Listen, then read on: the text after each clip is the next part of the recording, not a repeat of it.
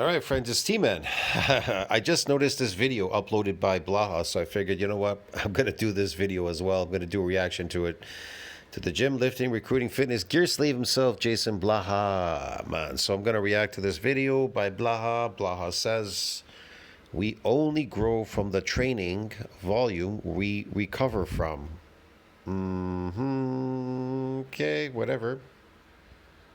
Hey everybody, it's JasonBlaha here, and today I want to chat with you guys and gals a little bit about recovery. And this is one of the biggest problems we run into when it comes to the topic of how much training volume do we need, because the reality is you're only going to grow from the training. So he needs training volumes. It's a lifting slave, so he's a performing slave. He needs training volume so he can keep performing. This is all based on performance. Like powerlifting. Powerlifting is based on performance. It's not based on bodybuilding. You're not building your body. That you recover from, right? You're also only going to grow from the quality of work that you do. So in other words, if you're not going to grow if you're performing, okay? He's lying. And you're not going to grow from doing concentric exercises performing, because concentric exercises do not grow muscles. Okay, it's really simple, dude. So fatigued that you can't get quality work in, it just turns into junk volume. But then you get people who are like, with this one person, they train so hard and with so much volume and they get great gains. And it's like, yeah. What's he talking about? These people train all this volume, they get great gains. What gains? What gains? He's making this stuff up. Because they're recovering from it. And then you'll have someone else who anything more than about 6 or 7 sets a week per muscle group, they're floundering and they're recovering from it. So let me get this straight. So they're endurance performing slaves, and they're recovering from it, and they're getting great gains in what? Glycogen? Inflammation? I don't know. This doesn't make any sense, but whatever.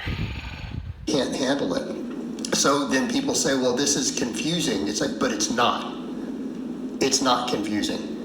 Every single effective rep that you do, which means, reps that reach the upper threshold muscle fibers. Yeah. Now, when you're a novice, that's not even necessary, but once you get to an intermediate, it becomes necessary. 100% in advance, like nothing else is growing beyond those fast twitch fibers. You are not getting growth from anything else. So any rep that doesn't recruit them doesn't cause growth.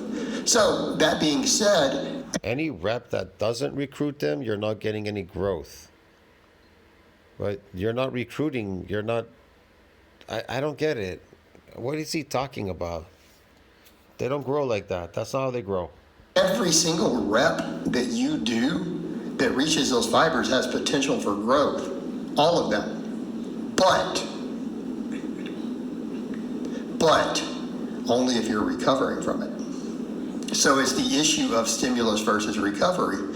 So this is kind of the point I make. If a person doesn't have optimal recovery, and that's not a knock, guys. This is why I tell people, I have some of my dad bod transformation. Some of these guys, okay, I have clients who work 40, 50, 60-hour work weeks. This dad bod transformation? Cosmetically, trying to lower your body fat? Whatever. They have a wife, they have kids, sometimes small kids. They have other hobbies outside the gym. Well, then they should take care of their kids. What a crappy squat. It's a toilet seat squat. That's why a lot of them, we do 6 to 8 sets once a week. They do 3-day programming. See, he does 1 rep because it's based on performance. He's performing for you slaves to try to impress the dumb people that are out there with his stupid lift. You guys will see some of the vlogs and it's like, but they're making gains. Like, yeah, they're making good gains. Because we work within their recovery. That's why he takes steroids. He takes steroids to try to impress you with his fake lifts. You understand me? They're not based on, he didn't create those lifts. He injected strength to lift those lifts. You would look at that and go, yeah, maybe that's only producing 50% of the possible muscle growth. It might only be 50% of their potential. And if they had an optimized lifestyle, they could handle double or triple those volumes, right? Just lifting weights in the gym, people have discovered, doesn't build muscles. I had clients who do 15 to 18 to 20, like 15 to 20 sets of muscle group, most of their muscles, who make really, really good gains. But what is their lifestyle look? Not if they're adapted, they're not to these so-called exercises and them performing as performing slaves. Performance doesn't build muscles, nor does endurance. Like, Look, once your exercises have become endurance and they have become performance, you're not building any muscles. Do you understand? Maybe people just can't visualize that. They can't see that. I told you, people come in the gym, they're adapted to all their exercise. The eccentric is now adapted, completely dead in the water, adapted.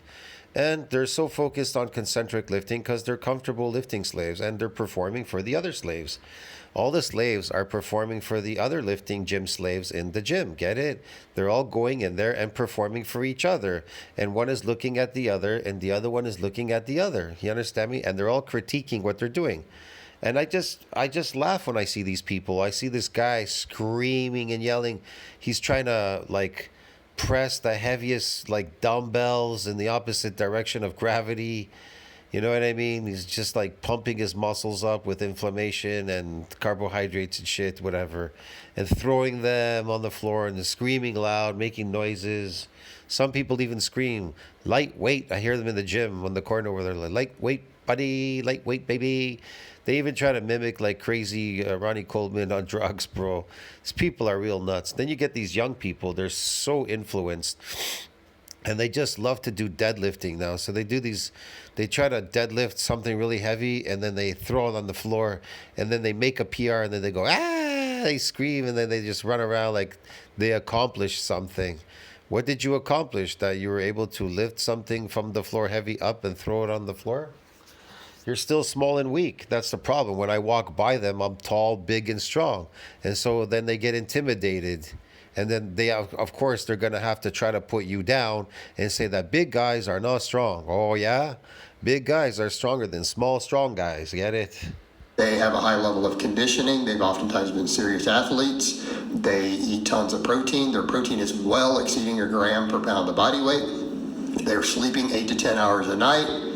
They take all their recovery seriously, saunas, everything else, right? But that's not the average person. The average saunas are not good for you, they've discovered.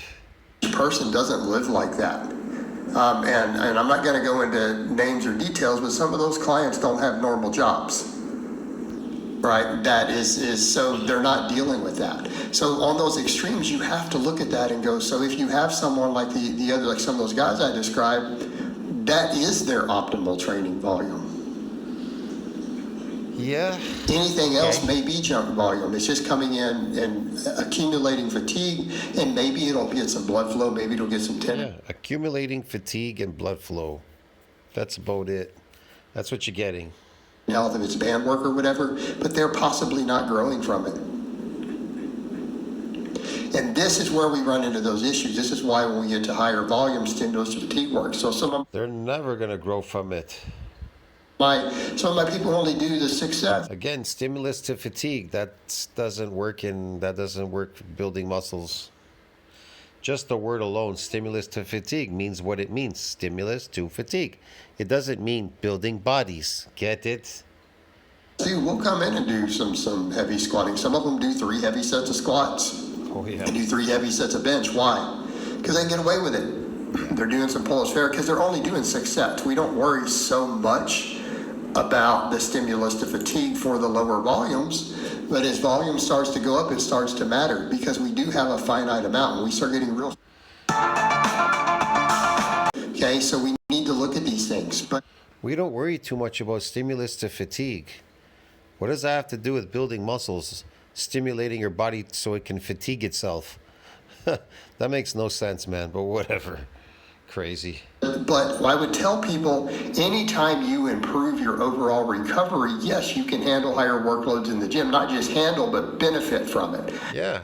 When you can recover quicker in your performing exercises, of course, your endurance is going to increase.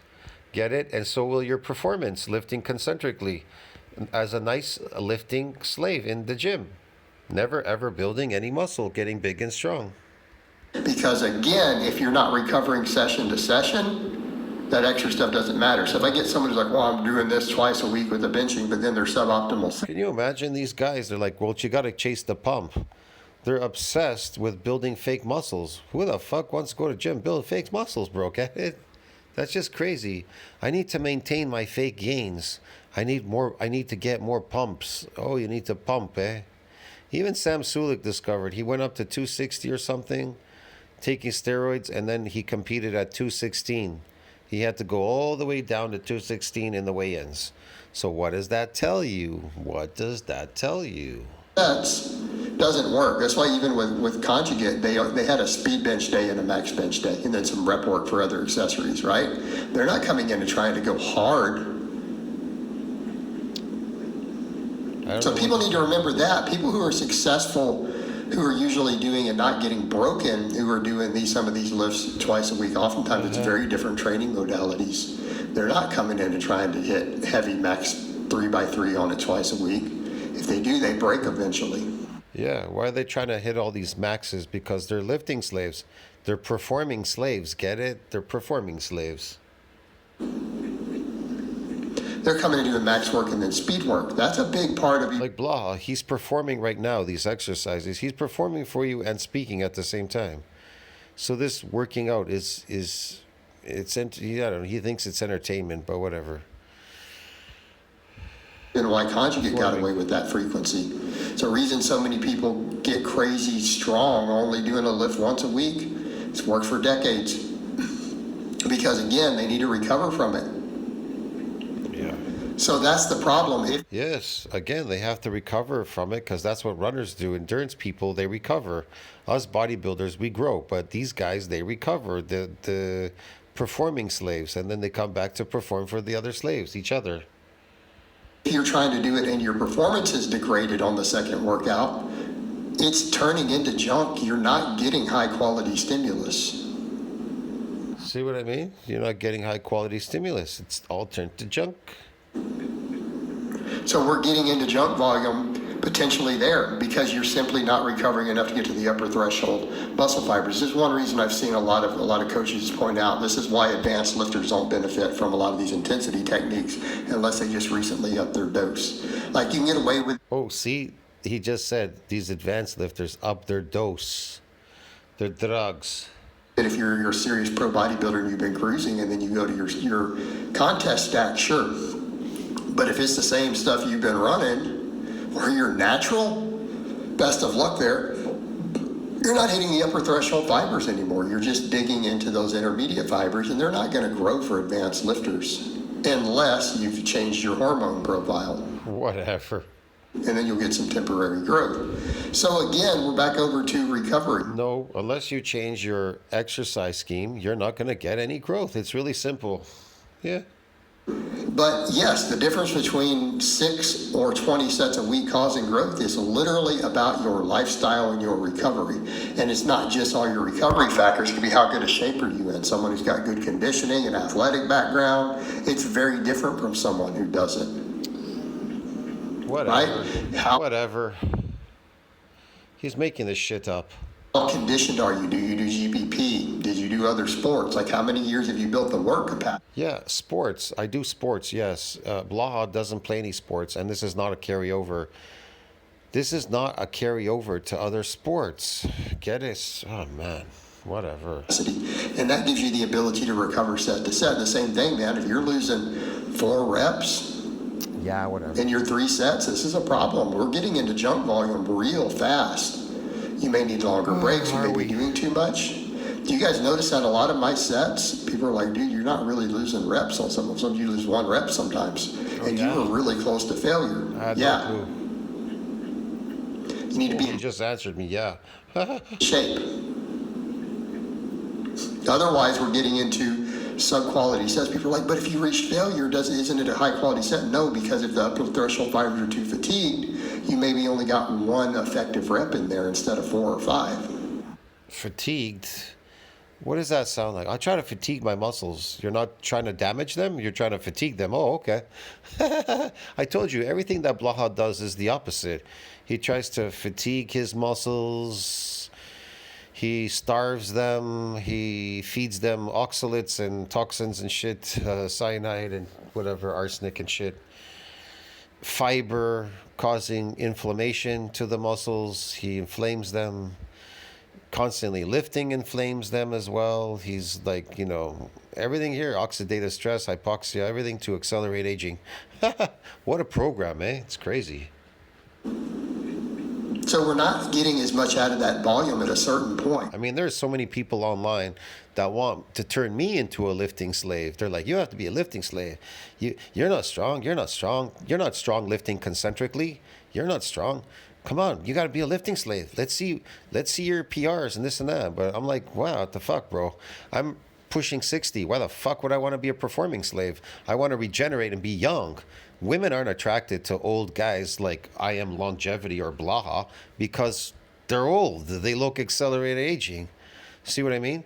But you can impress people by telling them, like the Asian guy. He's like 58. He looks like he's 24 years old. See, it's impressive that if you could look 30 and be 60 and look 30, now that's impressive. But if you're 60 and you look like you're 95, or like Blaha, 47, and you look like you're fucking 85 years old, that's not impressive. You think this is impressive? That's why people mock on him, because it's unimpressive. It's not impressive. I explained this before, even to my sister. I told her, stop drinking coffee and all these toxic shits and everything. It's not impressive to destroy yourself. What is impressive is if you can become a better version of yourself. People are impressed. They're not impressed that, he ate all this garbage and he destroyed himself, accelerated aging, starvation diets, lifting, these fucking rubber bands and shit and everything. People are not impressed by Blaha. You understand me? They're only impressed if you can actually do it. See, they're not impressed by this guy, what's his name? Brian Johnson, the anti-aging guy. People are not really impressed by him. You want to know why? Because he hasn't done anything to impress anybody. He's like 45 or something, or 44 years old. He doesn't even look 30. He looks like he's in his 40s still, even though he's done all this shit to himself, which looks really weird because he's actually accelerated aging. He's eating fucking vegan diets, so he's not getting the amount of nutrients that he really needs in his diet. He does all these stupid exercises. These all accelerate aging. He eats pills, artificial stuff. He does all these artificial things which accelerate aging. See what I mean? He even takes toxic steroids. So everything that he's doing is really artificial. It isn't based on something natural. Me, I do something natural. I do muscle regeneration, eccentric exercises, and I eat natural food. That's it. That's natural to carnivores. Animal products. So I eat animal products. They're natural. What do I do in my regime to reverse aging, get younger, do a bunch of stuff? Some periodic lifting, which is based on eccentric, so I can go through a remodeling. You understand me? So I can regenerate. Yeah, I'm not a lifting slave.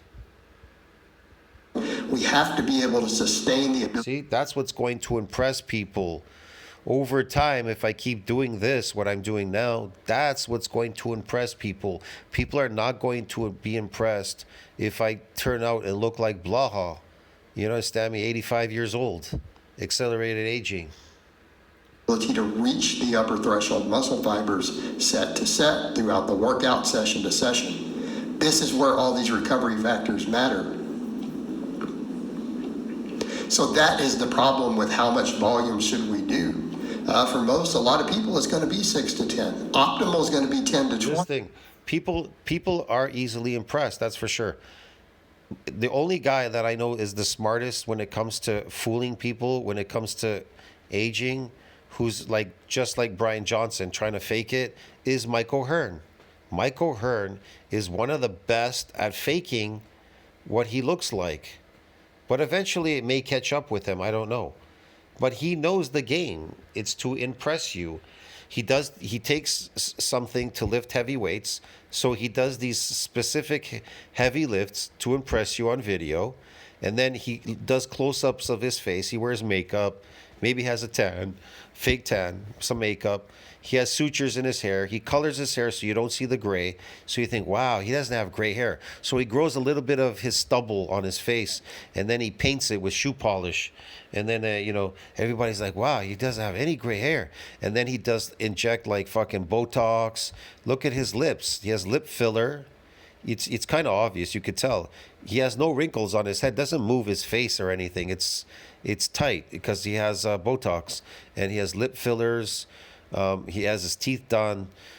His hair's done. He had sutures because you could tell he was losing his hair. He probably was becoming bald, and he colors his hair the gray. He colors it out because he even admitted to it in a video. So people are easily impressed with all these fake artificial things he's doing. It's not based on something natural. What Michael Hearn is doing is not based on natural. It's based on artificial. But again, people are impressed. That's the whole point. He's doing it to impress people. But is your lifestyle optimal? Are you optimal? Is your diet perfect? Are you sleeping enough? Is your stress management on point? Are you in good shape? Are you eating 300 grams of protein? Are you getting large amounts of antioxidants in your diet? Yeah. See, he just talked about good things. Are you getting these antioxidants? Where they come from? Animal products. Are you getting enough protein, which is highly nutritious? Yes. See, I'm doing all those things. Is he doing that? No, he's not doing any of those things. He's doing the opposite of everything. So on and so forth. It matters because otherwise all you're doing is digging into your recovery. But if you can... Yes, I'm periodically lifting to regenerate. Yes, I'm eating a high nutrient diet. Yes, I'm getting enough sleep. Yes, my hormones are normal. Yes, Blaha.